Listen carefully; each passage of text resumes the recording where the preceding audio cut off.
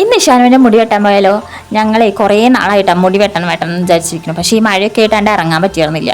അങ്ങനെ ഇന്നാണ്ട് ഇറങ്ങി മുടി വെട്ടാൻ പോയി നോക്കുമ്പോൾ അവിടെ നല്ല തിരക്കായിരുന്നു. കുറച്ച് നേരം അവിടെ പോസ്റ്റായിരുന്നു. വടക്കേക്കാട്ടിൽ എക്സ്മാനിക്കായിട്ട് പോയത്. അവിടെ നല്ല കസ്റ്റമർ സർവീസാണ്, പിന്നെ നല്ല ആംബിയൻസ് ഒക്കെയാണ്. അപ്പോൾ ആൾ നന്നായിട്ട് ഒതുങ്ങിയിരിക്കും ചെയ്യും. പിന്നെ മുടി വെട്ടാൻ അങ്ങനെ കച്ചറയൊന്നും കാണിക്കില്ല, നല്ല ഇതിൽ കാണിച്ചു തരും കേട്ടോ.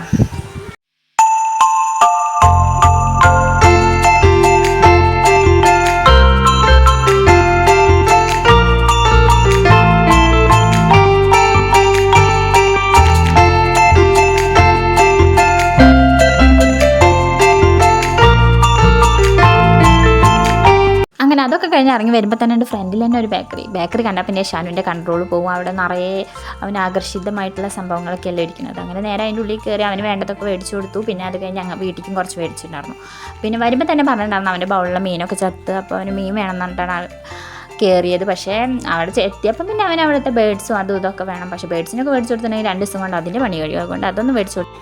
കുറച്ച് മീനൊക്കെ മേടിച്ച് വീട്ടിലേക്ക് പോന്നു. പിന്നെ ഒരു ചെറിയ ബൗളും വേണം എന്ന് പറഞ്ഞു. അപ്പോൾ അതും മേടിച്ചു കൊടുത്തു.